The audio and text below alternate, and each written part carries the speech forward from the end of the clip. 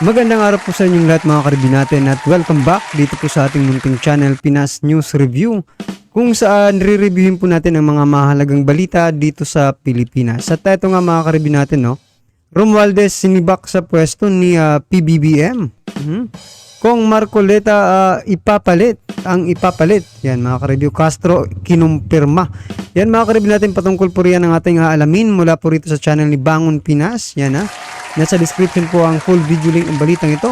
Subscribe na po kayo kay Bangon Pinas. Yan mga karibyo natin, at kung bago ka pa lang at dito po napag-subscribe sa ating munting channel, please don't forget to subscribe. At i-click na rin po ang bell notification para updated ka po sa lahat ng ina-uploads nating reaction video. At eto na nga mga karibin natin, huwag na po natin patagalin. Sama-sama at sabay-sabay po natin pakinggan, panoorin at bigyan ng reaksyon ang balitang ito. Eto na po. Magandang araw mga kabayan.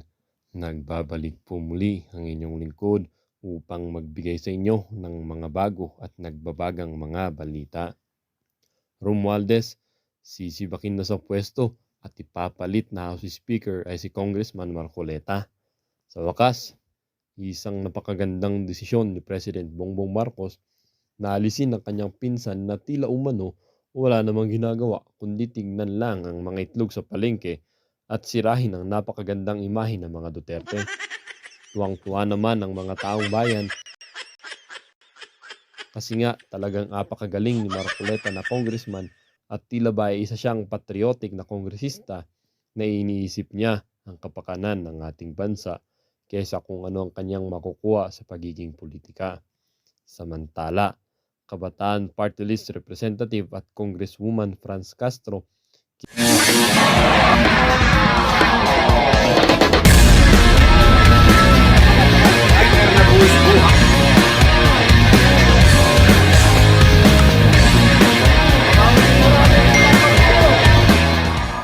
ang isyong ito ay naging usap-usapin din sa social media. Merong isang netizen na nagsabi, "Absolutely correct, Marcolita is the best House Speaker.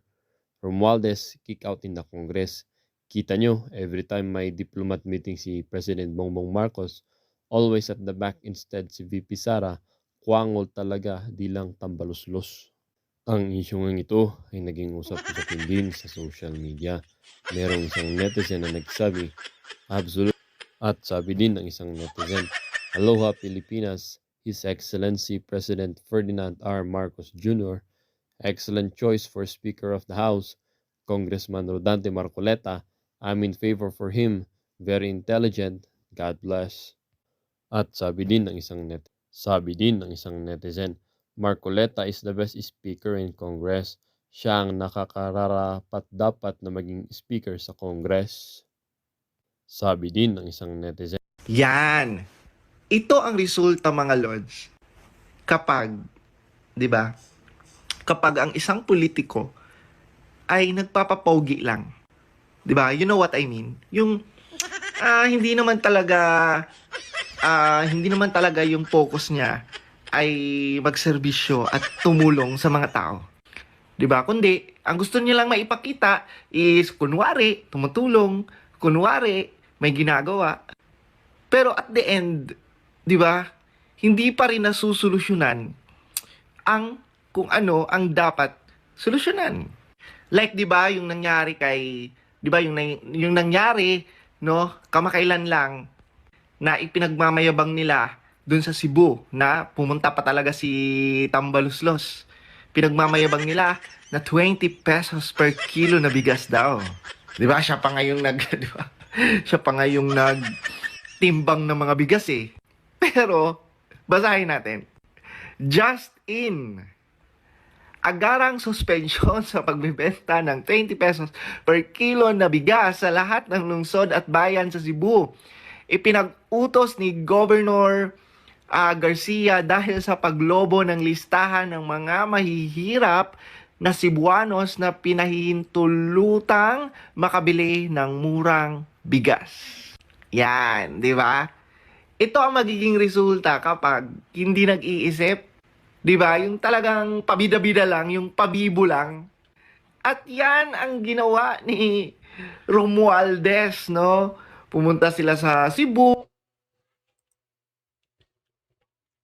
So yan mga ka-review natin, talagang itong ating mga kababayan, mga ka-review natin, talagang atat na po, no?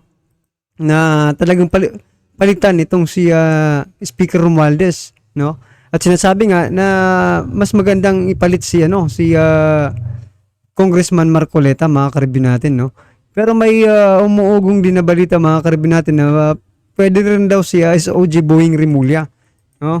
Pero mas maganda sana kung Marcoleta, mga ka-review natin, yung ipapalit diyan sa pagiging speaker, no, ni Speaker Romualdez, no? Kasi nakita naman po natin na talagang 'di ba, napakatalino po at 'di ba parang yung puso ni Congressman Marcoleta ay talagang nasa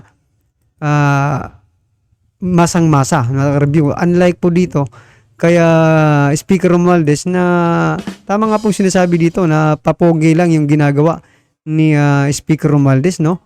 Puro pamilya. No? Parang gusto niya talagang makilala siya ng buong bansa, mga ka-review natin. Well, anyway, talagang makikilala po siya. Ha? Makikilala po siya sa kanilang mga kalokohan, mga ka-review natin. Biruin mo dito.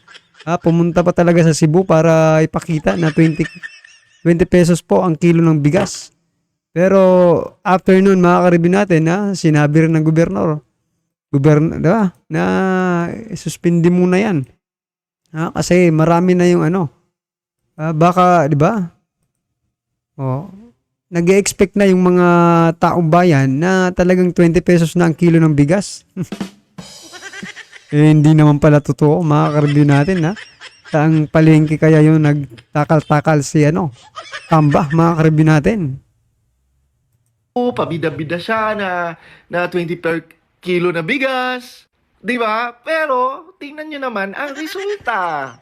Yan, 'di ba? Wag tayong magpabida-bida, 'di ba? Kung hindi natin kayang gampanan at hindi natin kayang i-execute hanggang sa huli.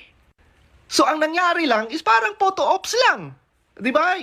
Ang nangyari lang is media coverage lang. 'Di ba? Nagpa-video lang sa media, pinabalita lang sa media, picture lang with media. Pero ang ending, ay nako, yan tayo di ba? Kaya mas pipiliin ko pa yung public servant na tahimik lang. So, yan nga po, mga ka-review natin, no? Dapat magbabalita si si Tamba, mga ka-review natin, dapat sustainable. Sustainable na dapat yung presyo ng bigas na 20 pesos, mga ka-review natin. Kasi talagang yan po yung alam niyo, mga ka-review natin, parang pinaglalaroan lang tayo dito Una, pinangako nila 20 pesos na kilong bigas. Ngayon naman, di ba? Pinipili lang nila kung saan nila gustong magpamilya. Then, yung mga presyo ng bigas, 20 pesos. Ano ba talaga? Speaker Romualdez, pinaglalaroan mo bang taong bayan? Niloloko mo po ba ang taong bayan? Di ba? Maging yung sa itlog, mga ka-review natin, maging po yung sa itlog, gagawing per kilo na po, hindi na po per piraso. Imbis po na yung pag-usapan nila yung pababain po ng presyo ng itlog, mga ka-review natin, mali po yung ano tuloy, diba? Yung quantity at saka yung kanilang pinagtatalunan kung piraso ba or per kilo. Ang tinatanong nga, mga ka-review natin, kung bababa po ba ang presyo ng itlog kung kinilo na po ito. Nako naman. Na hindi niya binibida yung mga tulong na ibinibigay niya. Hindi niya niyayabang. Bagkos ang tao na mismo yung, 'di ba? Ang tao na mismo yung nagkakalat sa mga magagandang nagawa mo. Ganyan po dapat, 'di ba? Ikaw Romualdez, gayahin niyo po, yung pinsan mo. Gayahin mo si President BBM. Hindi mayabang, hindi photo op lang. Hindi pakitang tao lang. Gayahin mo si President BBM, 'di ba? Gayahin mo mga Duterte. Ganyan sila, hindi sila nagmamayabang. Tulong-tulong talaga. Ay nako, pinsan mo pa naman si President BBM, 'di ba? Ba't hindi mo 'yun gayahin, 'di ba? Huwag kang mayabang. Huwag kang kung ano-ano mga pinaggagawa mo. Diyos mio, ang tagal-tagal pa ng eleksyon, pati ba naman ang pagtitimbang ng bigas ginagawa mo? Hindi na ako masyashock kung later or maging traffic enforcer. Grabe mga lords. Wait lang. Yes, buko. Basahin natin. Just in, ayon kay House Secretary General Reginald Velasco, nasa kabuuhang 39,605,123.61 ang travel expense ng House of the Speaker, House Secretariat at House members sa kanilang official trio mula Enero hanggang Oktubre. 4.3 million dito ang gastos ng Office of the Speaker, habang 35.2 million naman ang gastos ng House Secretariat at iba pang miyembro ng Kamara sa kanilang official visit. Yan lang daw ang nagastos, no, ni House Speaker at ng kasamahan niya, no, pagdating sa mga travel. Kasi di ba kamakailan lang ay ni Ka Eric sa SMNI, di ba, yung pagdating sa expenses nila doon sa travel ay umaabot daw. So yan mga karabin natin, naglabas na mga po ng statement itong Congress, no, mga karabin natin, yung House of Representative, no, kung magkano talaga ang kanilang ginastos. Medyo tinalaban na rin po ng hiya siguro. Ha? Si Speaker Romualdez, mga karabin natin, kaya naglabas po sila ng ganito, no? Pero ano ba ito? May ano ba ito? Resibo ba ito, mga karabin natin? Or iba, certification lang ito, mga ka-review. Paano ba ino-audit ang mga ganitong travel expenses, mga ka-review? No, kailangan meron tayong katibayan, ebidensya, no, mga ka-review natin. Mahirap naman kung sabihin natin na ganito lang, 'di ba? Kasi tapos wala kang ipapakitang ebidensya, dapat ebidensya, no, mga ka-review natin. Yan po, opinion lang po 'yan, pero sana po maging transparent, no?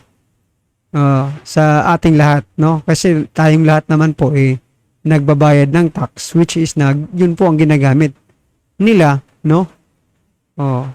Sa kanilang mga project expenses nila, no? Dapat maging transparent po sila. Yan, mukhang tinalaban na po ng hiya, buti naman at naglabas po kayo ng ganito, pero hindi po ako satisfied, no? Ka-review natin.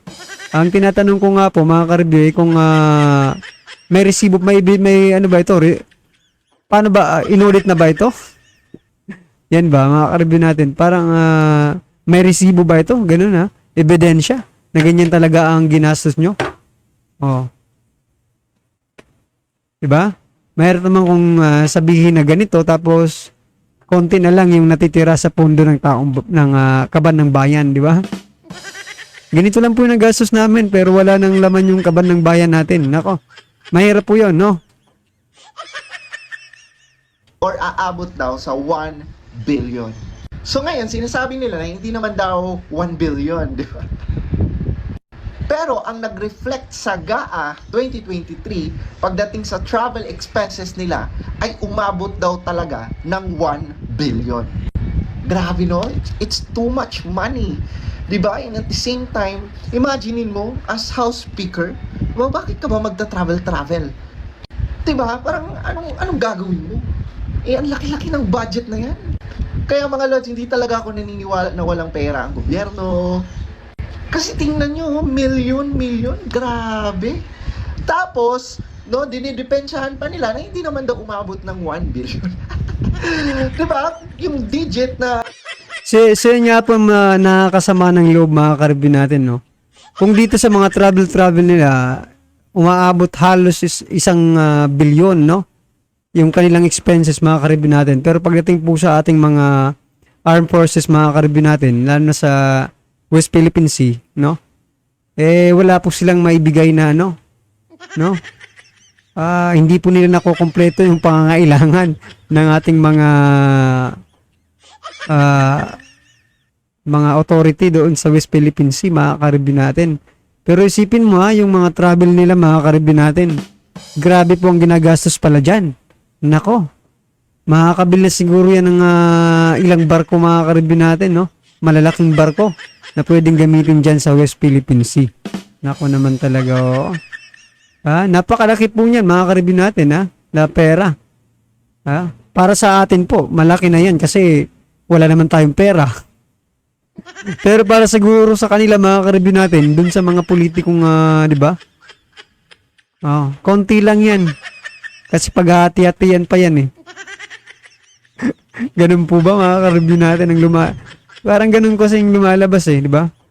Malaki na po yan para sa atin na walang mga pera, pero para sa mga politiko, mga karibyo natin, konti lang yan kasi napakarami naman nilang maghahati-hati dyan eh. Well, anyway, mga karibyo natin, ano naman po ang inyong reaksyon sa naging balitang ito? I-comment lang po sa baba para at isa lang po ng ating mga kababayan ang inyong pong reaksyon patungkol po rito sa balitang ito, right? Alright, mga karibyo natin, kung bago pa lang, hindi pa po nakapag-subscribe sa ating munting channel, please don't forget to subscribe. At i-click na rin po ang bell notification para updated ka po sa lahat ng ina-uploads nating reaction video. At huwag din pong kalimutan mag-subscribe kay Bangon Pinas. Nasa description po ang full video link ng balitang ito. Subscribe na po kayo. Bangon Pinas. Maraming salamat po.